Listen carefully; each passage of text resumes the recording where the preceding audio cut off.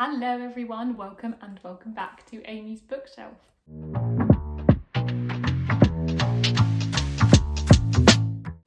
Recently I have been to both Oxford and Bristol, just visiting family and friends, and they are both really good places to explore some bookshops. So while in both, I bought, I think there's 10 altogether, 4 in Oxford and 6 in Bristol. So I thought I'd just go through the books that I bought, why I bought them, why I'm excited to read them, and bring you along for that journey. Yeah, let's get into it. Okay, so these are the 4 I bought in Oxford.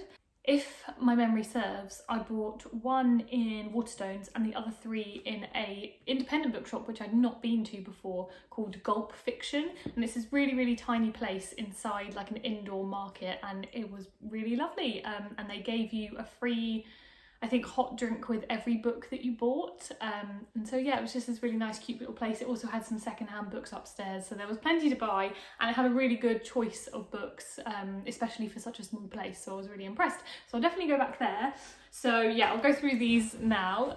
So the first one I bought, this is from Waterstones, and this is Yerba Buena by Nina LaCour. Oh, that is the receipt.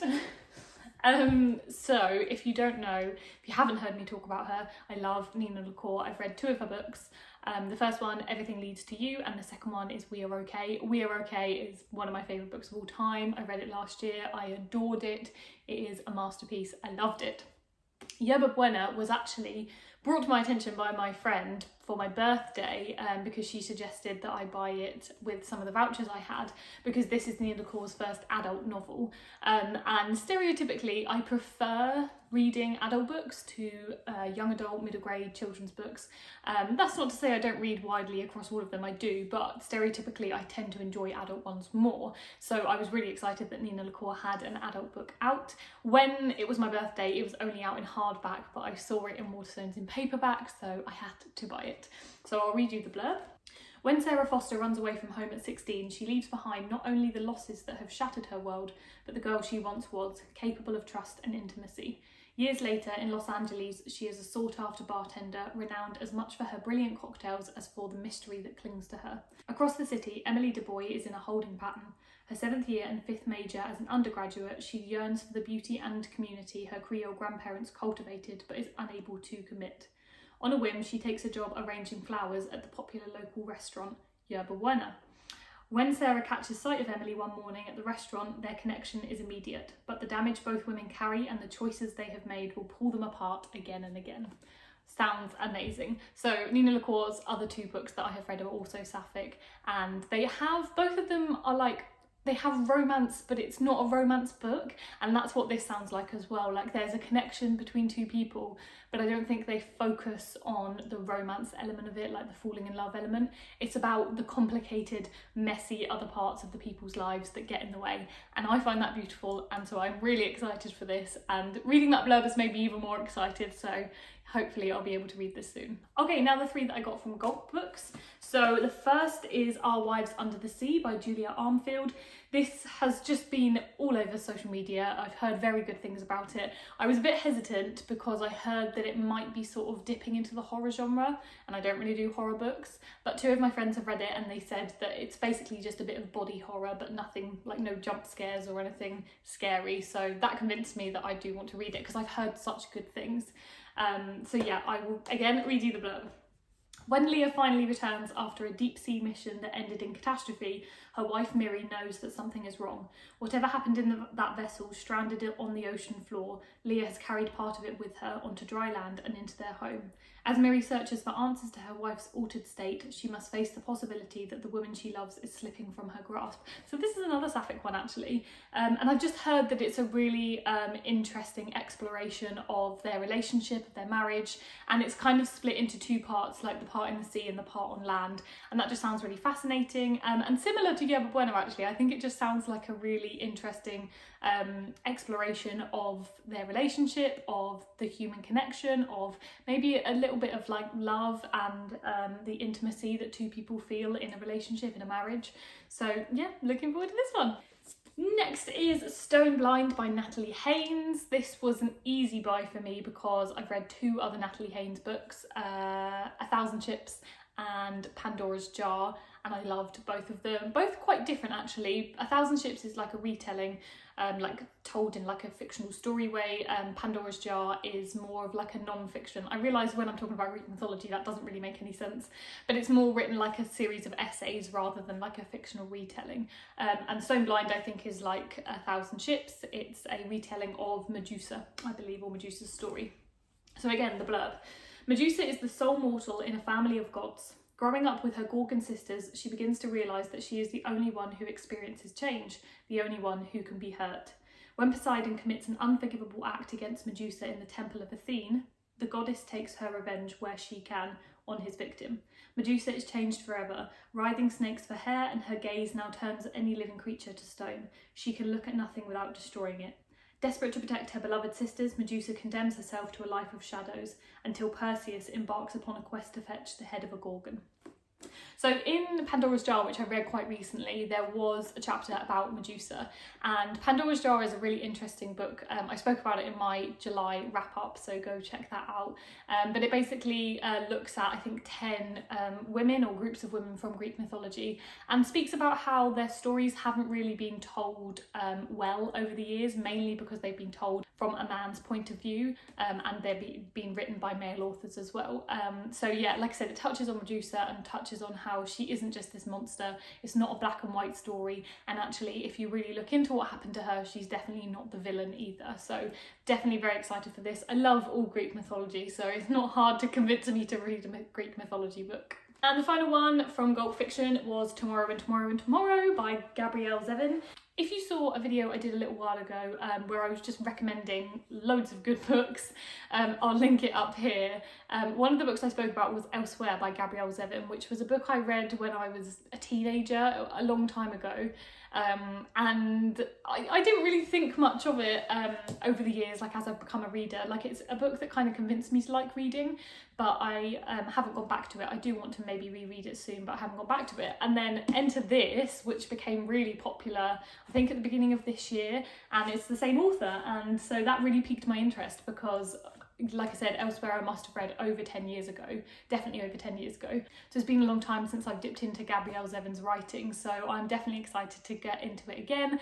And obviously everybody loves this book. I don't think I've heard anybody say anything bad about it, so I am very intrigued to see whether I like it. The blurb. This is the story of Sam and Sadie. It's not a romance, but it is about love. I mean, immediately, that sounds like a bit of me.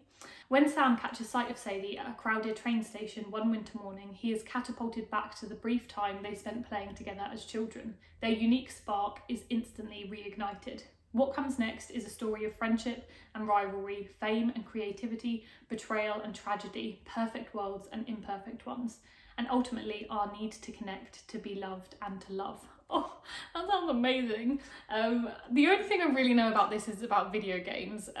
That's basically all I know apart from the blurb. So I am suitably intrigued, and I think I'm definitely going to have to put this on my September TBR because I really want to read it. Okay, so that was the 4 I got in Oxford, like I said, Gulp Fiction and Waterstones.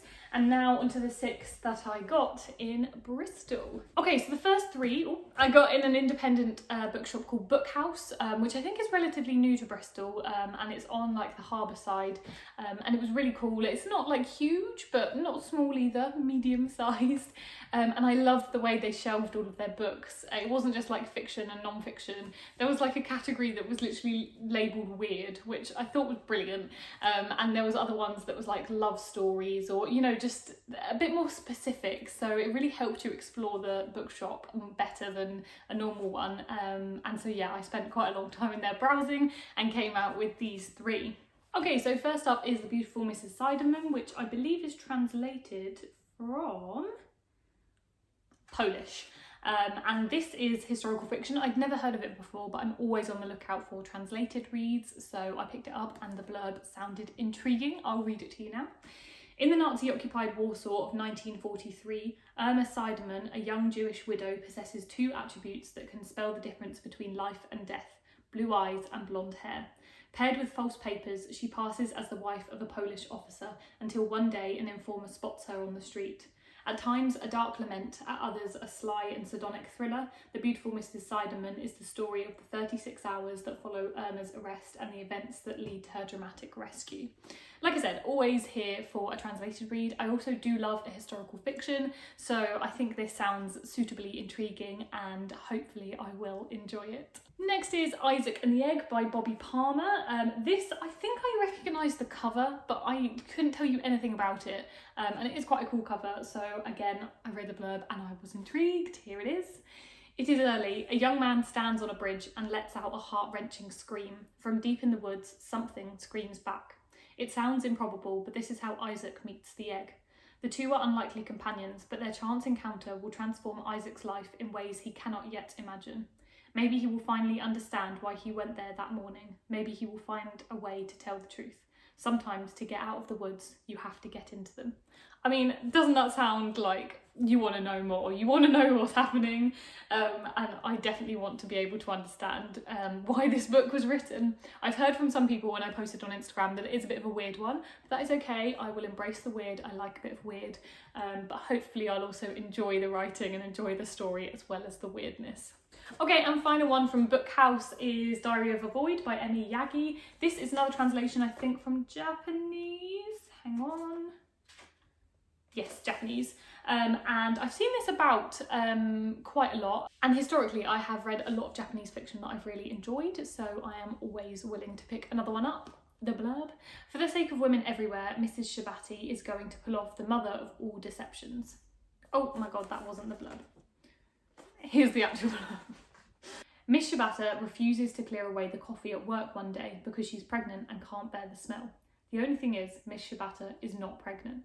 Being a mother-to-be isn't easy. Miss Shibata has a 9-month ruse to keep up. Before long, it becomes all-absorbing, and with the help of towel-stuffed shirts and a diary app that tracks every stage of her pregnancy, the boundary between her lie and her life begins to dissolve.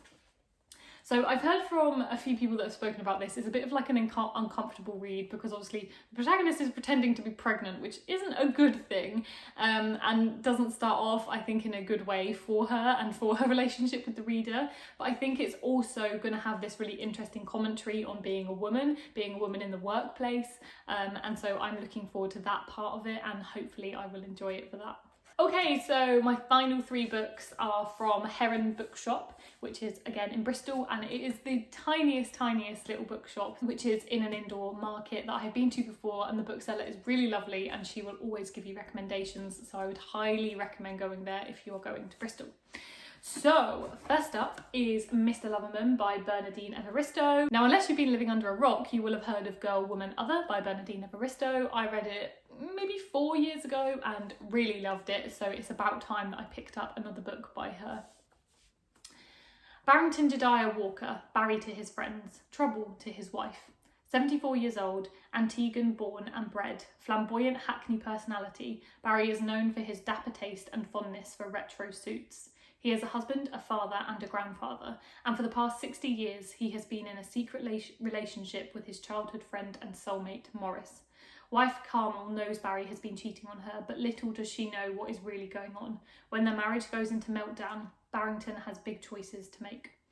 So yeah, I've heard very good things about this. I heard it's got very interesting like outfits and descriptions and like cool vibes, but I've also heard it's a very good story too. And like I said, I loved Girl, Woman, Other. I thought the writing was exquisite, so I'm hoping that this will give me the same. Next is Small Things Like These by Claire Keegan, which is a very small little read. And this is one, again, similar to Isaac and the Egg. I recognised the cover, but I couldn't tell you anything that it was about. But when I read the blurb, I was intrigued. It is 1985 in an Irish town. During the weeks leading up to Christmas, Bill Furlong, a coal and timber merchant, faces his busiest season. As he goes round the houses making deliveries, he feels the past rising up to meet him and encounters the complicit silences of a small community controlled by the church. So yeah, as with any school book, I think it's always very interesting to see how impactful it can be in just so few pages. This one I think is just over 100, 110, so it is a really short read, and I always love, like I said, how much impact really small reads can do, because it's amazing what they can do in so few pages. But again, similarly to Diary of a Void, I think this is going to have a very interesting social commentary, so I'm looking forward to that. And number 10, the final one on the list, this was a recommendation from the bookseller in Heron's Bookshop, and it is called Take What You Need by Idra Novi. Again, I think, oh no, it's a lovely bookmark. Look at that. Yeah, I just realised it's called Heron Books and not Heron Bookshop, but I think if you Google it, you'll find the same thing. So the blurb for this one. Take What You Need traces the parallel lives of Jean and her beloved but estranged stepdaughter Leah, who sought a clean break from her rural childhood. In Leah's urban life with her young family, she's revealed little about Jean, how much she misses her stepmother's hard-won insights and joyful lack of inhibition. But with Jean's death, Leah must return to sort through what's been left behind. What Leah discovers is staggering. Jean has filled her ramshackle house with giant sculptures she's wielded from scraps of the area's industrial history. Set in the Allegheny Mountains, I think, of Appalachia, Take What You Need explores the continuing mystery of the people we love most, zeroing in on the joys and difficulties of family with great verve and humour, and illuminating what can be built from what others have discarded. That last bit sounds really interesting, and I heard again from the bookseller of Heron Books that it's a lot of very descriptive scenes of Jean sculpting, but yeah, it sounded intriguing. I'd never heard of it before, but I'm always here for like a lesser known, undiscovered book, so hopefully this will be that. Okay, and that is all 10 of them. So I think it's an eclectic mix, couple of translated reads, couple of like very popular ones that I'm really hoping will live up to the hype, and then a couple of like unknown ones as well. So like I said, a good mix, and I will keep you posted with when I read them and if I enjoy them, and obviously subscribe to my channel and you will be able to keep up with those updates and see if I like them.